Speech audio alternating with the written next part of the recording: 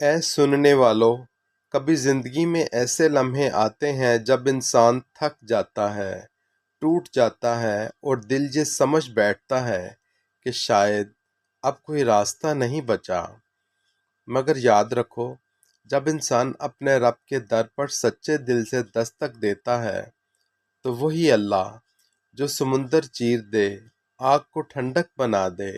اور ناممکن کو ممکن کر دے، اپنے بندے کی پکار پر ضرور لبیک کہتا ہے۔ آؤ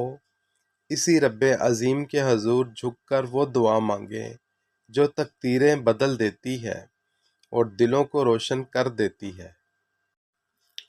یا اللہ، جس طرح تو نے موسیٰ علیہ السلام کو سمندر کے بیچ راستہ عطا کیا،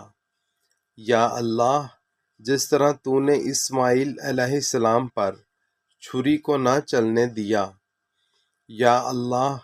جس طرح تو نے ابراہیم علیہ السلام کو آگ سے بچایا، یا اللہ،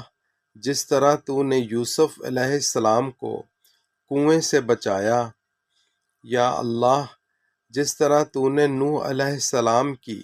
کشتی کو حفاظت فرمائی،